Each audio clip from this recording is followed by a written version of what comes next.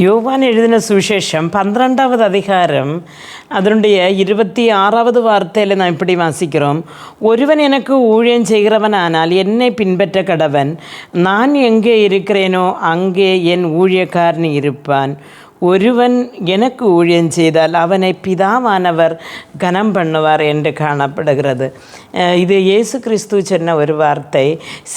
இயேசு இந்த பசகாவில் வந்தவர்கள், பசகா பண்டிகைக்கு அயல் நாடுகளில் இருந்து வந்தவர்கள் இயேசு செய்த அற்புதங்களையும் அடையாளங்களையும் கேள்விப்பட்ட போது இயேசுவை காண வேண்டும் என்று ஆசைப்பட்டு பிலிப்பினிடத்தில் வந்து செல்லுகிறார்.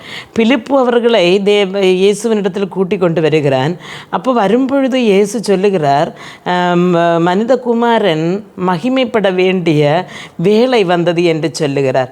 அவர் தன்னுடைய அந்த ஒரு சிலுவை மரணத்தை குறித்து தான் அவர் சொல்லி கொண்டிருக்கிறார். ஆனால் அது அவர்களுக்கு அப்பொழுது புரியவில்லை. அவர் சொல்லுகிறார், என்னை அனுப்பின பிதாவானவரை அவர் என்னை பின்பற்றுகிறவனை கனப்பண்ணுவார் என்று சொல்லுகிறார்.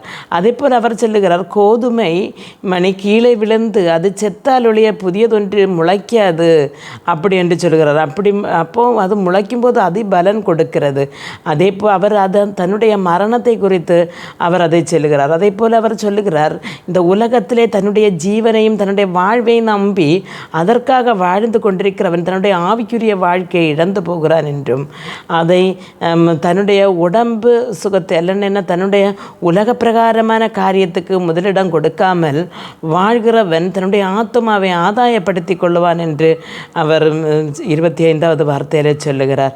ஆனால் அப்படி தனக்கு ஊழியம் செய்கிற எவனும் நான் இருக்கிற இடத்தில் என்னோடு கூட இருப்பான் என்று அவர் சொல்லுகிறார். அதுவும் அல்ல, பிதாவானவர் அவனை மகிமைப்படுத்துவார், கனப்படுத்துவார் என்று சொல்லுகிறார். அதே பிதாவானவர் இவர் இயேசு கிறிஸ்து ஞானஸ்நானம் எடுத்து கரையேறும் பொழுது ஆவியானவர் வந்து சொல்லுகிறார், இவர் என்னுடைய நேசகுமாரன், இவனில் நான் பிரியமாயிருக்கிறேன் என்று சொல்லி பிதாவானவர் சாட்சி கொடுக்கிறார். ஆனால் இப்பொழுது புத்திரன் பிதாவை குறித்து சொல்லுகிறார், என்னை பின்பற்றுகிறவன், எனக்கு ஊழியம் செய்கிறவனை என்னோடு இருக்கிறது, நான் இருக்கிற இடத்துல இருத்துக்கிறது மட்டுமல்ல, பிதாவானவர் அவனை கனப்படுத்துவார் என்று சொல்கிறார், மகிமைப்படுத்துவார் என்றும் சொல்லுகிறார். அதனால் தேவனுடைய பிள்ளைகளை, நாம் இந்த உலகத்தில் ஏது கண்டிஷனில் கூட ஏது நிலைமையில் கூட வாழ்ந்து கொண்டிருந்தாலும் ஒரு நாள் நம்முடைய வாழ்க்கைக்கு நாம் இயேசுவை பின்பற்றி வாழ்கிற ஒரு வாழ்க்கைக்கு பிரதிபலன் உண்டு என்று இந்த வேதம் சொல்லுகிறது.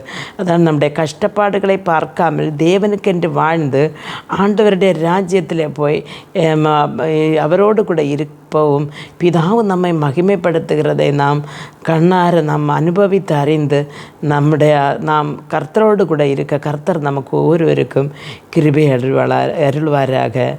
ஆமென்.